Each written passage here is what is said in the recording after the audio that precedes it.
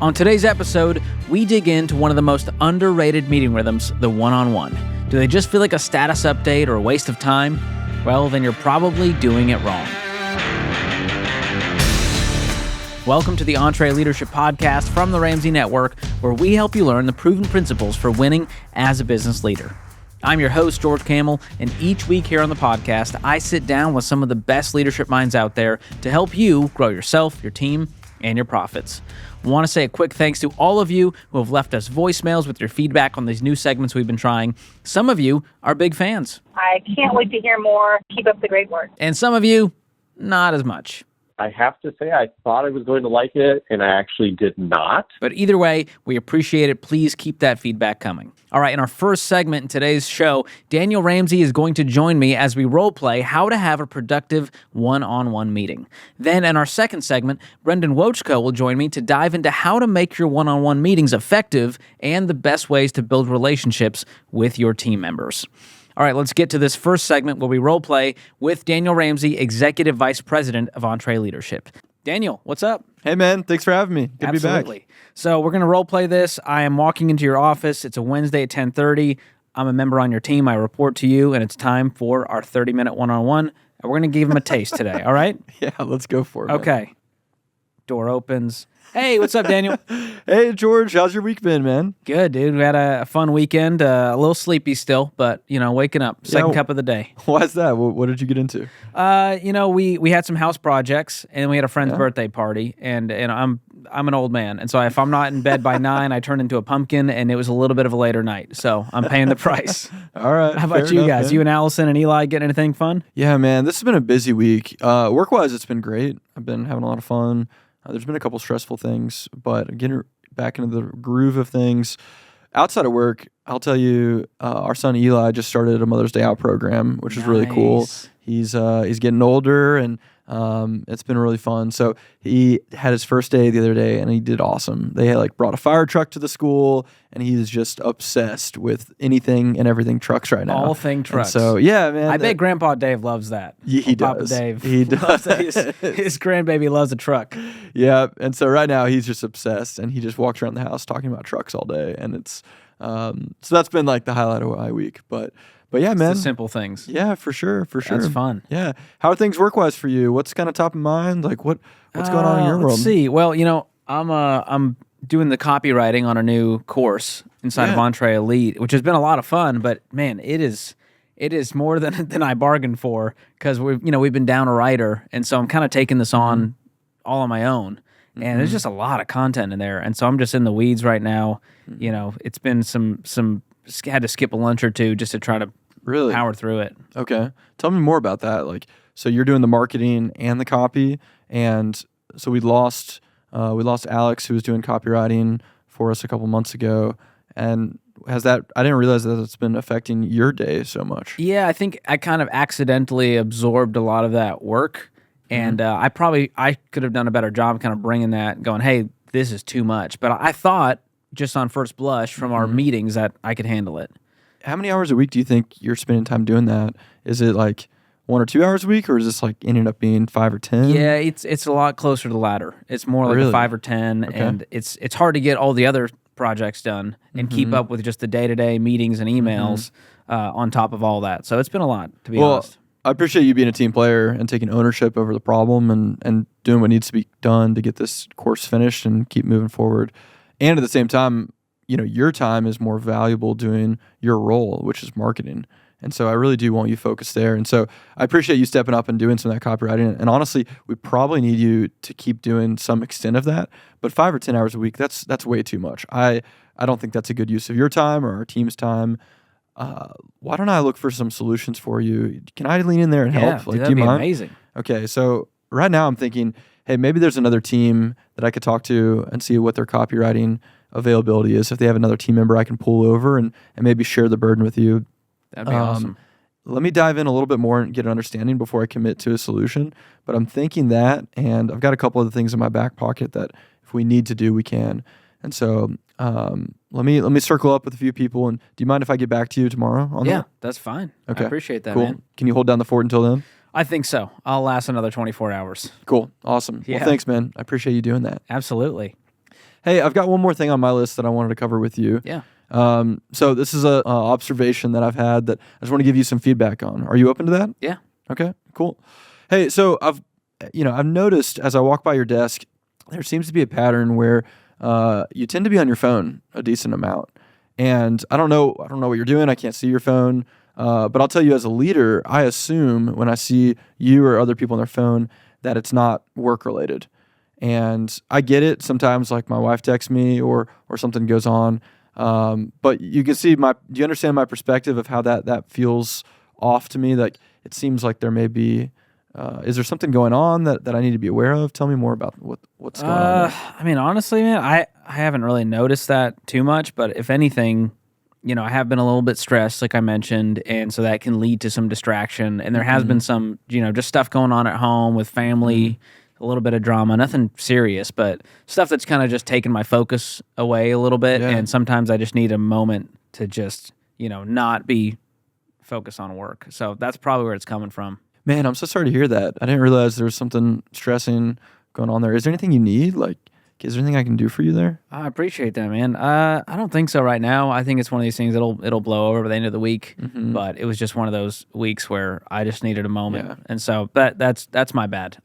Especially in meetings and things like that, I don't want to be perceived as a guy who's just distracted, disengaged on his phone. So I'll be much more aware of that going forward. Man, I appreciate that. Yeah. So, hey, in general, like, I get when things come up, hey, if you need to step out, I think that'd probably be a better solution than being at your desk. If you need to step out of the office for a second, take a call or take care of something, no problem. And, we can work with you if you need to take some of your time off or something like that. We'd love to work with you. Appreciate that. But in general, it definitely sends the wrong message if I know other people, if they see you on their phone, they're going to assume that you're doing something that's not work related and you're goofing off, and that it's okay to do that. And so obviously I want us focused. I want us working. When we're at work, we need to work hard. We need to be all in on what we're doing. So, if it is something going on at home, I just ask that you step out and deal with it in that way. Yeah. Cool. No, that makes total sense. All right, man. Thanks. Thanks for being cool about it. Thanks for understanding. Yeah. Anything else today? Yeah. So, hey, let's spend the next of the one-on-one talking about some of the projects you've been working on in this coursework and the marketing stuff that we're doing. Sweet. So you want to dive in there? Let's do it. And that concludes our snapshot of our one-on-one. So that was fun, Daniel. I felt like that was real for a second. It got too real. I was like, oh, dang. I need to get off TikTok. I was about to ask more personal questions, but I was like, for the sake of this podcast, I don't know if you can make up more. It's And fine. I don't know if I want to take you there. Well, part of that is to show that we can go from, a little bit of personal life, real casual, friend to friend. We can move into work projects. We can move into some hard stuff as part of the one-on-one. And we always end on a positive note. There's no animosity. There's no tension there. And I'll say, as a leader, usually, like, I have to balance asking about that stuff. Like, if there is something serious going on, I can't force you to tell me. But usually, in my experience, a team member will just come forward and say, hey, we're struggling with my mother-in-law's health and we're trying to find her a place to live. Or, usually it isn't so crazy they can't tell you. I think for the sake of this podcast, in our role playing, we didn't want to just make up some crazy example. Yeah, that too dark. But yeah, I think as a leader, balancing, you don't want to pry. But I will say, just from an expectation of the listener, usually people are just going to come forward and tell you what's going on. Yeah, and hopefully there's a level of trust and vulnerability that it's not going to be an overshare situation, but it's something I feel comfortable coming to my leader going, hey, here's what's actually going on, and here's the real. Yeah. And so that's one part of the one-on-one. Is there anything else that would normally happen in a one-on-one for you and one of your team members? Yeah, let me dive into that. One more comment kind of on the phone thing. I think as a leader, I was trying to balance there. You gave what was either true or a excuse. And as a leader, I'm kind of giving you the benefit of the doubt while still addressing it. And so, you may have actually been goofing off on your ESPN app or reading stupid articles or something like that. And that may be true, but regardless, the message was sent by me by addressing it and saying, hey, I've noticed, going forward, here's my expectation. And so if you had given a different response, if you had said, hey, you're right, I have just been distracted in general, then it's another conversation of a little bit more serious of like, hey, we got work to do, man. This is why it's important. And I can't have you doing that. That's not why you're here. That's not why I'm here. I hold myself to a higher standard. I'm going to hold you to that same standard. Yeah. And so, different ways you can go about that. So you pulled the family crisis card, and so I showed a lot of empathy. It's a good card to pull. And I assumed the best. I assumed trust there, and I did. I do believe you in that. Thank you. Yeah, Thank you for believing me. As far as the rest of the one-on-one, what we would really spend our time diving into is oftentimes team members are sharing, or leader and team member are sharing, catching each other up on what's going on. So it'd be you catching me up on the details of, hey, here's how this project is going. Here's how, such and such is happening. And then I would also be giving some feedback. Hey, that's great. Cool. Keep going. Or, hey, this is something I really want to make you aware of to watch out for as you're going down this route. I want to challenge you to think this way, or here's a guardrail. I don't want you to go over this boundary when you're working on this project. Yeah. And so it's often those kind of things. And then any coaching thing, I don't do it every one-on-one or every week, but I really try to be intentional about looking for patterns. So I may say, hey, beyond just you being on your phone, I may do some coaching around, hey, when I was in marketing back in the day, these are some really things that I learned, and I want to teach you about that. Or, hey, George, let's talk about building trust with the people around you. You do a good job at it, but you could do a better job at it.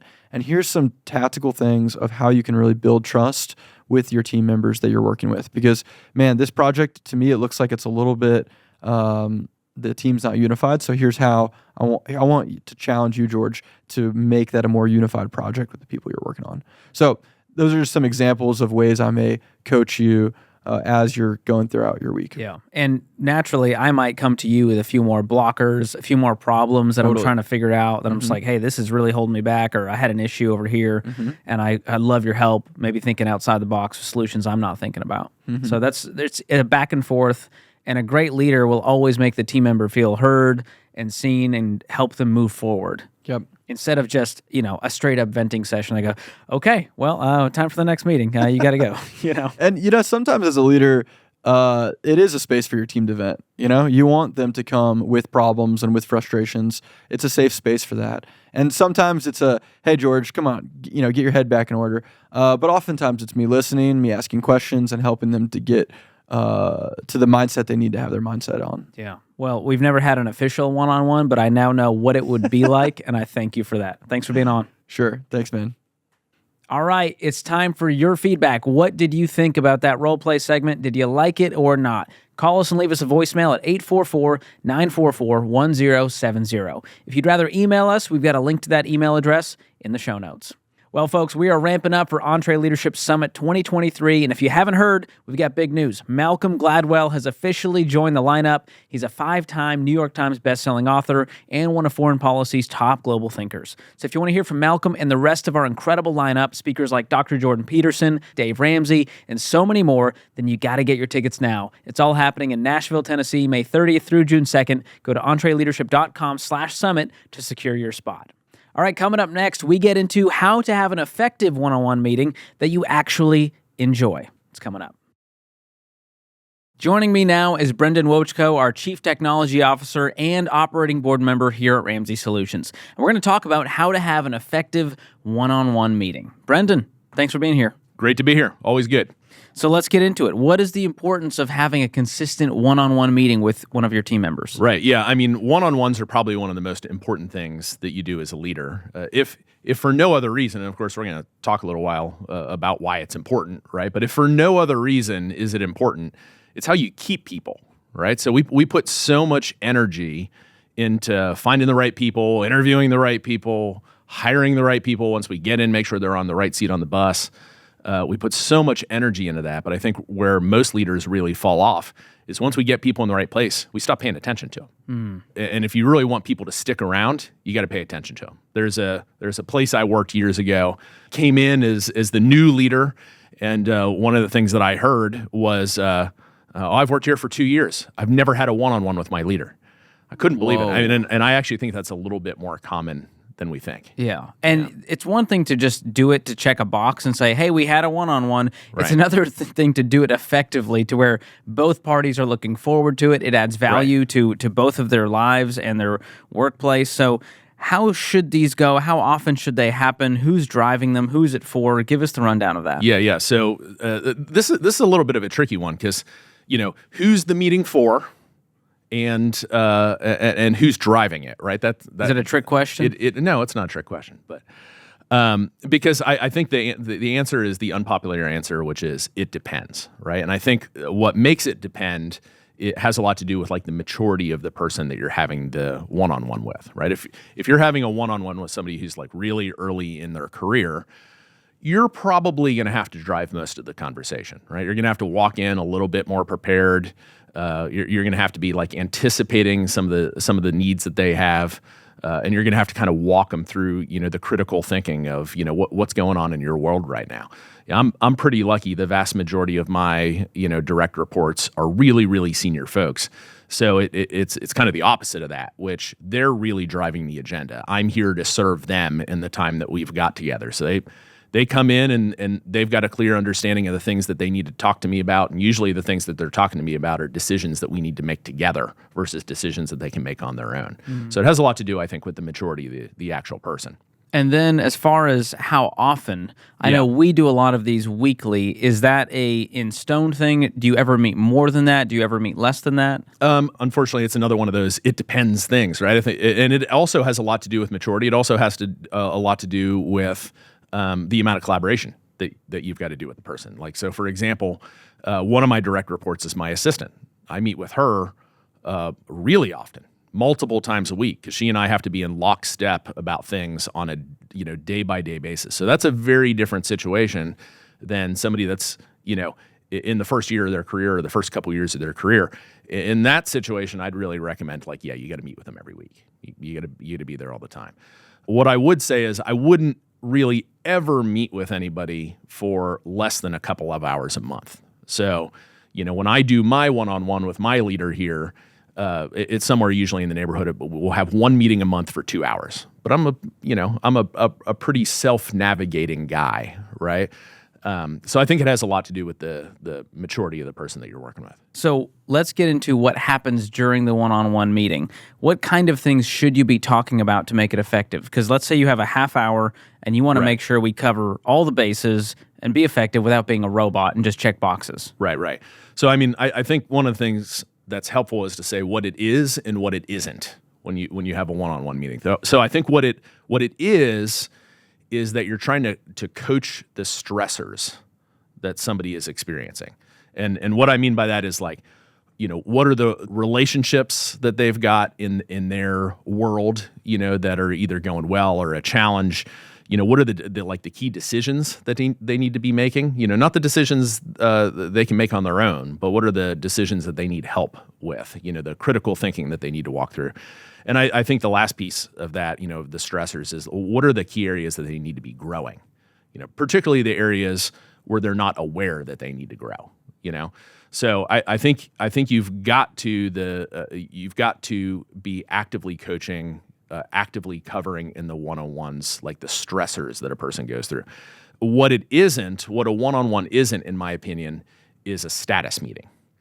I don't think the one-on-one is the right venue or the right opportunity to sit down with somebody and say, what are all the things that you're working on? What are the deadlines? How are you working against those deadlines? Those are conversations that you want to have with people. But I think a one-on-one needs to foster more relationship. It needs to go deeper than just the external. Right. Again, the checking the box of, all right, we're on track, great. Right. Go back to work. Yeah. At the end of a one-on-one, you want people to feel like, they've been seen and heard and understood, and that there's actually a relationship going on between you and them. Have you ever run into a situation where the person just isn't willing to go deeper? They're just kind of wanting to make it a status update?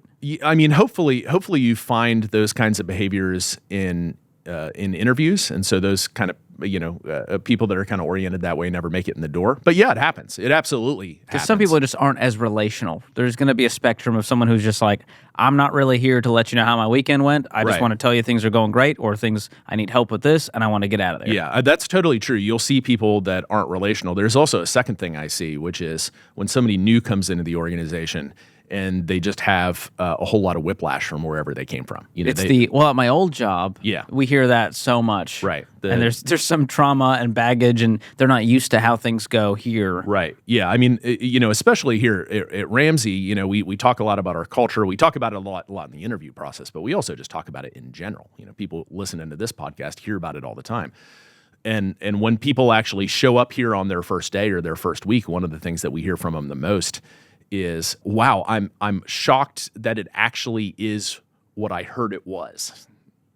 Because I think people always put a little bit of a discount on things. There's always this factor of, can I really trust it the way that people say that I can trust it? And the one-on-one is the perfect venue to really help prove that to people, particularly when they first start. We are who we say we are.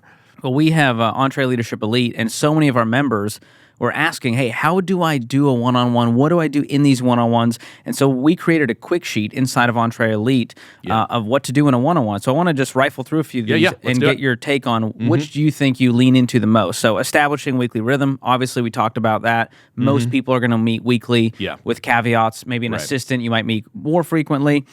Connect on things other than work. Right. So again, not making it just a status update, but how's your personal life going? What's going on at home? How was the weekend? Just the normal day-to-day stuff.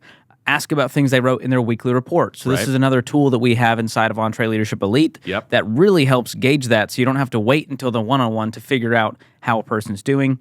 And then talk about work. This is where it might be good to say, is that project on track? Do you have any blockers I can help with? Yeah, it's not to say that you can't talk about that. It's just it can't be first or second on your list. So if you got extra time, certainly hit that stuff. Yeah. And then listen to them. You mentioned this. You want them to feel seen and known and understood and valued. And it's hard to do that if you just talk at them the whole time. Right. And they go, we good? Yeah. And you never actually got to hear from them in a real way. Yeah. And then discuss KRA if needed. And so this is where we look back at, hey, this is what we all said winning looks like. Are we good on that? Do we need to look back at that to make sure that we haven't gotten off track as more things got added to the plate? And I'd actually expand on this one a little bit. I think, it's the KRA, which helps define, how am I using my skill to add value to the business right now, right? But there's also other things, like you have an annual review. One of the things that gets lost throughout the course of the year is, hey, or a mid-year review. Hey, that feedback that I gave you in the annual review or the mid-year review, where do you bring that back up? Like the one-on-one is a fantastic place to do that. So I think it's the KRA. I think it's feedback that you gave people from the annual review. I think you said weekly reports earlier, which is a really big thing. And what I'll say too, particularly with like the weekly reports, is have what was in their weekly report at the top of your mind when they walk in. Oh, that's good. One of the mistakes I see a lot of leaders make is somebody will come in for a one-on-one and they'll be scattered and kind of disorganized, and they'll do the whole thing where it's like, oh yeah, tell me where we left off last time. If you want to make somebody feel insignificant and kind of rob them of their dignity, that's a fantastic way to do it. Like when, one thing I tell myself is be where your feet are, right? When somebody walks into my office, the 2 minutes before they walk in my office, I'm burning 1,000 brain calories to try to bring back to my mind what did we talk about last? So the weekly report's a great thing to weekly pull up. report, yeah. And don't be trying to still fire off 4 emails while they're walking in the door telling you how their day's going. I actually want to talk a little bit more about that. All right, we'll get there. Yeah. So the last pieces on this one sheet of what to do in a one-on-one is coach them and then do something about it. And so leaving with some action-oriented pieces. Don't just tell me, hey, well, this was great. I love to hear from my leader, hey, here's what I'm doing. I'm going to meet with that person. I'm going to follow back up on Tuesday. It makes me feel more heard and seen when I know the leader's fighting those battles and is going to do something about it. Yeah. If you're a leader, imagine being on the other side of a leader conversation where the leader says like, oh, well, that sounds hard. Good luck with that. If you don't, comforting. It's not comforting. Yeah, it's not comforting. If you want, we want to really give our team members the sense of like, we're in this together. And what that means is you got to listen to the things that are a big challenge to them and do something about it, and then follow back up with them. It's a real follow through is important. Yeah, follow through is really important. Hey, you mind if I share real quick? I've got like what I consider kind of 3 killer questions. Ooh. During a one-on-one. All right, take notes if you're listening. Okay, these are the 3 things that I found like are great conversation starters. Will really get people talking about the things that matter. And the wording's real important on them. So the first thing I ask is like, what's heaviest on your mind? Because what's really important is that you're actually addressing the thing that actually has them worried or concerned or stressed. And I hear a lot of people try to take different roads to get to that, but they're oftentimes not very successful at doing it. So I love the question, like, what's heaviest on your mind?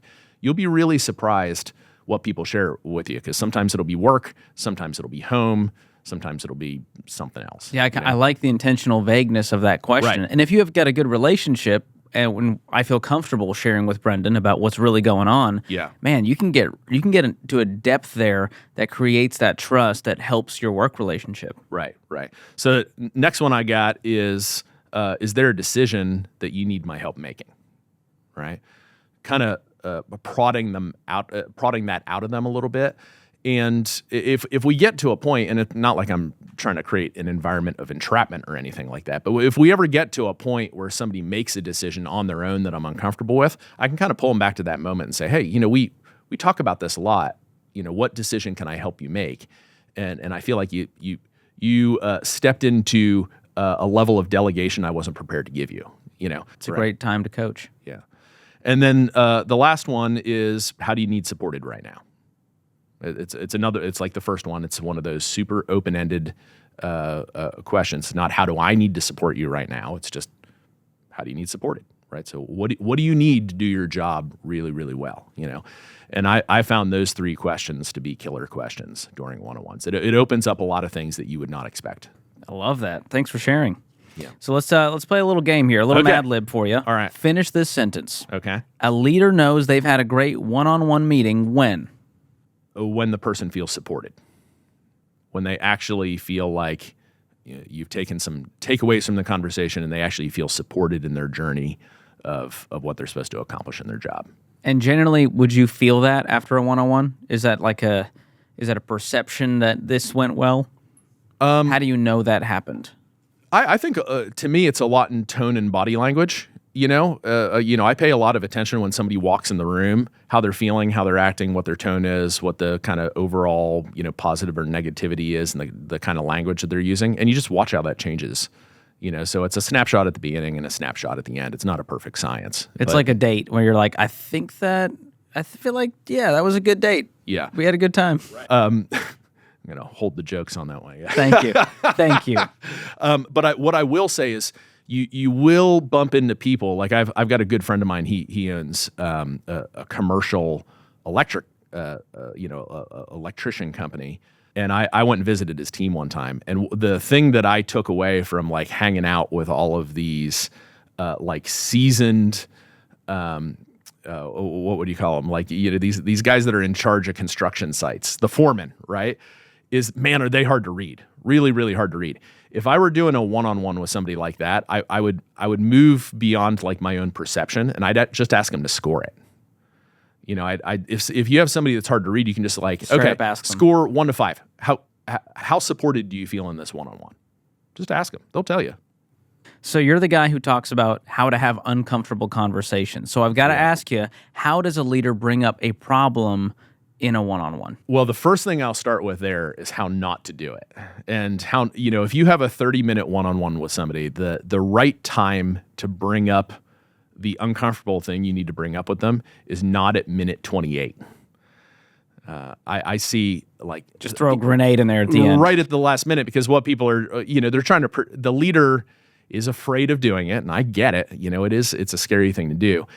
But don't protect yourself. Don't protect yourself with the clock, where I'm going to bring it up at minute number 28. So in 2 minutes, I have an excuse to get out of here if it's going bad, right? If you really want to build a dignified environment with people, just be upfront with them. So, what I always say to myself is, if I've got to have an uncomfortable conversation with somebody, there is going to be absolutely no BS at the beginning. Like within the first 5 seconds of them sitting down in my office, I'm just going to get right into it. I'm going to say, hey, we need to have a little bit of an uncomfortable conversation right from go. That's both for me and for them. It creates a lot of clarity for them, but it also doesn't let me play any games. I've got to get right into it. So how do you recover from that afterwards? Because you still have maybe, a good chunk of the meeting left to do your normal one-on-one pieces. Is there a nice way to transition out of that? Or is it just kind of like, all right, I know that was tough. Let's get back to the program. Well, that's a great point, because I think that's something that a lot of people are afraid of. They bring it up last because they're like, well, what would we talk about next? Well, here's the advice I give, particularly to newer leaders, is it's only weird if you make it weird. Uncomfortable conversations actually, the truth is, They're kind of matching your energy. yeah, in a they're going to sense. match your It's energy. contagious. Right? So if they detect that you're moving into uncomfortable territory, they're going to move into uncomfortable territory. And then if you intentionally move out of uncomfortable territory, they generally will too. If you're dealing with like a chemically, emotionally, and spiritually healthy person, they're going to take the cues and follow you, right? So I'll just get right into it. And it doesn't need to be like a long talk. I tell people this all the time. Like, I'm by nature kind of a coaching personality. So, I can spend, it's easy for me to try to like give people all the advice and all the tips and all of my experiences and the thing that they're struggling with. And there might be a time and place for that. But when you're first addressing something with somebody, just like get to the point. Be like, hey, this is the observed behavior that I'm seeing. I feel like it's a blinking red light, something we got to deal with right now. There's also a difference between like bringing up a warning sign and actually having a formal uncomfortable conversation. I think what I'm kind of talking about here is a warning sign. If I had to have like If there's something bigger, you're probably going to do it outside of a one-on-one. I'm probably not doing it in a one-on-one. And the reason for that is because I don't want people to form an association with the one-on-one that, hey, every 20 times I walk in here, I get punched in the face. Here's everything I'm doing wrong Right. once a week. Yeah. Ugh, Yeah. You don't want that. So Any other surprises that the leader should be prepared for during a one-on-one that might pop up?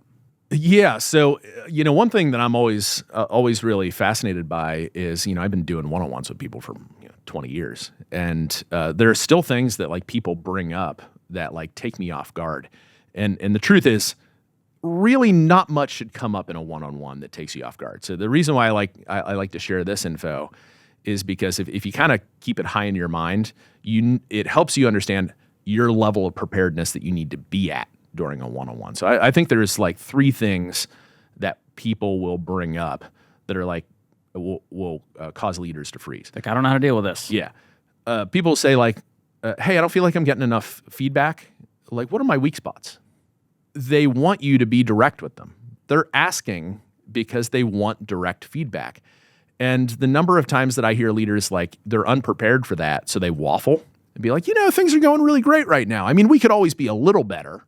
That's like, don't do that.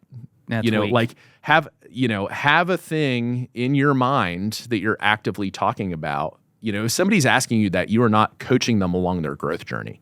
So if they ask you as a leader, you better have an answer, right?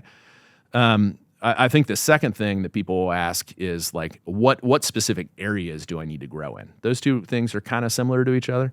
And then the third one is like, what's holding me back from more responsibility? They won't usually ask it that way. They'll ask it in some other way. But what they're trying to ask is, why am I not getting more responsibility? Why am I not getting paid more? Why am I like go down the list of things that are attached to why am I not having more forward progress? Yeah, more opportunities. Like, so all those three things are similar to each other. There's some nuance there, but the reality is like, you've got to constantly keep that in your pocket as a leader. If any, you could be saying that to somebody already, be in a pattern where you're talking about it, but it's not really clicked yet. Someday they might ask you, and you definitely need to be ready in that moment. So as we wrap here, what advice would you give leaders who maybe are doing one-on-ones for the first time, or they're doing a reset going, I haven't been doing these right. Right. I want to refresh. What advice would you give them as they start this? Yeah. I mean, I think number 1, absolutely bar none, number 1, do not be distracted during a one-on-one. It is the most disrespectful thing you can do to somebody. Like as a leader during your one-on-one, they spend 39 and a half hours a week not with you, just trying to carry out what it is that you want them to do. Give them the 30 minutes. Give them your attention. If you got to finish an email, say, hey, can you give me permit? Are you going to be okay if I spend 90 seconds finishing this email? At least acknowledge anything that you've got to do that's inconsiderate. But I literally stick my phone under my right leg while I'm in a one-on-one. I don't even look at it. I don't have a computer nearby. They get that 30 minutes. I think that's really important. The other, and you got to tell them. You have to tell them verbally and non-verbally. I value this time together. I think that's the number one thing that's most Be important. present and let them know you value their time. Yeah. Strong. Well, Brendan, always love having you on the podcast. Always love the wisdom you bring our leaders. Thanks for being here. Always love to be here. Thanks, George. All right, if you enjoyed today's episode of the show, be sure to follow, subscribe, and leave us a 5-star review wherever you're listening. And share this episode with your friends, with your team, or on social media so that we can impact more leaders like you. As always, you can follow us on social at EntreLeadership. Until next time, keep learning and keep leading.